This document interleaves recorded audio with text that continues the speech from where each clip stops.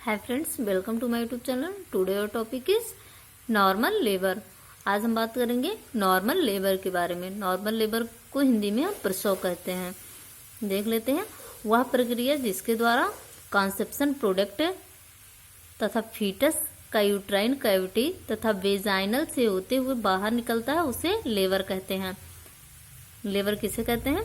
वह प्रक्रिया जिसके द्वारा कॉन्सेप्शन प्रोडक्ट तथा फीटस क्या होता है? बेबी। जब तक वह यूट्रस में रहता है तो उसे हम फीटस ही बोलते हैं। तथा यूट्राइन कैविटी जो होता है तथा वेजाइनल कैनाल से होते हुए बाहर निकलता है उसे हम लेबर कहते हैं। टाइप ऑफ लेबर कितने प्रकार के होते हैं, चलिए इसको देख लेते हैं। There are 2 type of labour जो होता है ये 2 टाइप के होते हैं। फर्स्ट हमारा होता है नॉर्मल लेबर और सेकंड होता है अबनॉर्मल लेबर। फर्स्ट हम पढ़ेंगे नॉर्मल लेबर किसे कहते हैं? नॉर्मल लेबर जो होता है इसको हम यूटोसिया भी कहते हैं। नॉर्मल लेबर जो होता है इसको हम यूटोसिया भी नॉर्मल लेबर जो होता है इसका सेकंड नाम होता है यूटोसिया। इसे हम यूटोसिया के नाम से भी जानते हैं। यह स्वतः ही प्रारंभ होता है। जो नॉर्मल लेबर होता है यह स्वतः ही प्रारंभ होता है। प्रीमिग्रेवाइडा में इसकी अवधि 14 से 16 घंटे होती है। प्रीमिग्रेवाइडा किसे कहते हैं? जो पहली बार माँ बनती हैं उनको 14 से 16 घंटा लगता है नॉर्मल लेबर में। जबकि मल्टीपैरा जो होती हैं, यानी कि मल्टीपैरा बोलिए आप उन्हें या मल्टीग्रेवाइडा बोलिए, जो दूसरी या तीसरी बार माँ बनती हैं उनमें 8 से 10 घंटे लगते हैं नॉर्मल लेबर होने में, नॉर्मल डिलीवरी होने में। इसमें फीटस का प्रेजेंटेशन जो होता है वो वर्टेक्स होता है। जो नॉर्मल लेबर होता है इसमें फीटस का जो प्रेजेंटेशन होता है वह क्या होता है? वर्टेक्स होता है। नॉर्मल लेबर की समाप्ति जो होती है यह स्वतः ही हो जाती है, यानी कि अपने आप से हो जाती है। इस प्रकार के प्रसव में कोई भी जटिलताएं नहीं पाई जाती हैं। नॉर्मल लेबर जो होता है ये नॉर्मल लेबर को यूटोसिया भी कहते हैं। क्या कहते हैं? यूटोसिया। नॉर्मल लेबर को यूटोसिया भी कहते हैं। यह स्वतः ही प्रारंभ होता है, यानी कि इसे किसी कृत्रिम द्वारा नहीं प्रारंभ करना होता है, यह स्वतः ही हो जाता है। और प्रीमिग्रेवाइडा में इसकी अवधि जो होती है, यानी कि जो पहली बार माँ बनती है इनकी अवधि जो होती है यह 14 से 16 घंटे की होती है।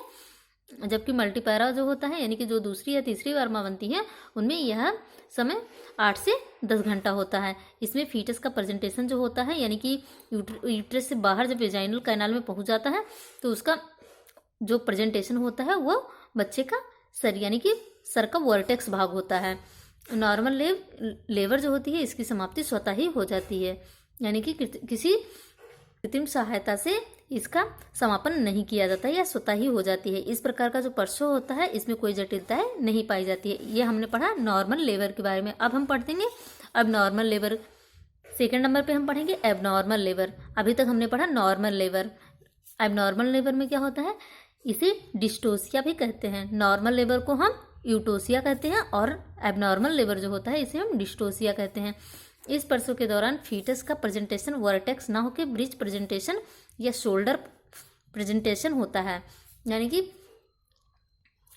एबनॉर्मल लेबर जो होता है इसका सेकंड नाम जो होता है इसे हम डिस्टोसिया कहते हैं।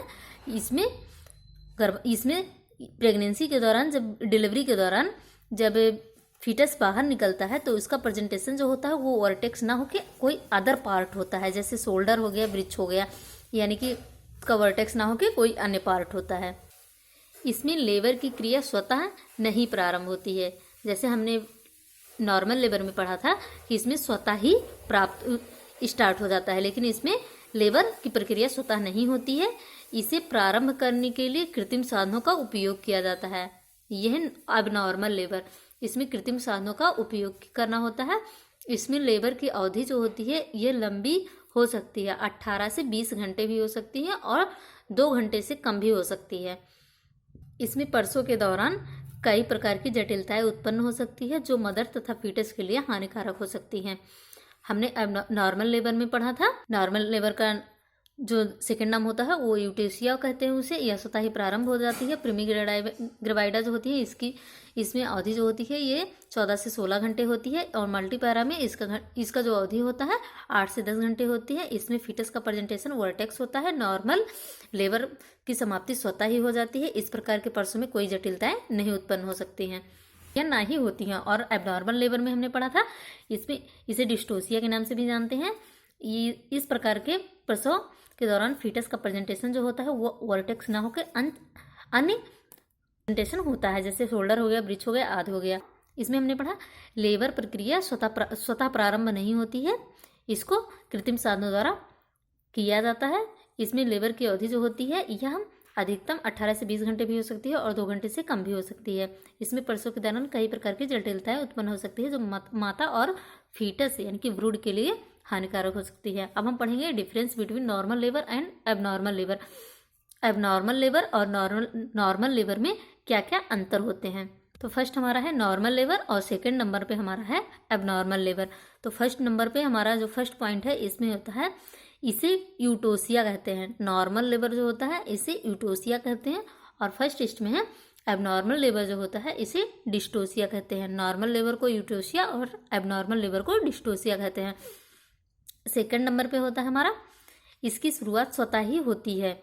जो नॉर्मल लेबर होता है इसका शुरुआत स्वतः ही होती है, और एबनॉर्मल जो होता है इसकी शुरुआत कृत्रिम साधनों का उपयोग करना पड़ता है इसके लिए। थर्ड नंबर पे होता है इसका समापन स्वतः ही हो जाता है। जो नॉर्मल लेबर होता है इसका समापन स्वतः ही हो जाता है, और एबनॉर्मल लेबर जो होता है इसका समापन बाहरी सहायता की आवश्यकता पड़ती है। इसका जो समापन होता है इसके लिए बाहरी चीज़ों की सहायता लेनी पड़ती है। नॉर्मल लेबर जो होता है इसका प्रेजेंटेशन वर्टेक्स होता है, और एबनॉर्मल लेबर में इसका प्रेजेंटेशन वर्टेक्स ना होके ब्रिज शोल्डर होता है, यानी भी कोई पार्ट हो सकता है। इसमें हम देख लेते हैं इसकी अवधि प्रीमी ग्रेवाइडा यानी कि जो पहली बार माता बनती है उनमें 14 से 16 घंटे होती हैं, और मल्टीपैरा जो होती हैं जो दूसरी या तीसरी बार माँ बनती हैं उसमें 8 से 10 घंटे होती हैं। इसमें लेबर की अवधि जो होती है यह 18 से 20 घंटे अधिकतम या कम से कम 2 घंटे की हो सकती हैं। 6 नंबर पे हमारा है इसमें प्रसव से संबंधित जटिलताएं अनुपस्थित होती हैं, और एबनॉर्मल लेबर जो होता है इसमें प्रसव से उत्पन्न जटिलताएं उपस्थित होती हैं।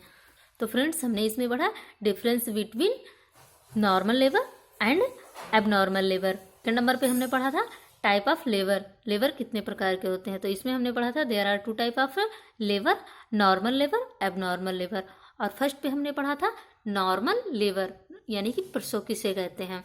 तो फ्रेंड्स ऐसे इंटरेस्टिंग वीडियो पाने के लिए अगर आपने हमारे चैनल को सब्सक्राइब नहीं किया तो सब्सक्राइब कर लें और बेल आइकन प्रेस कर लें। Thanks for watching in this my video.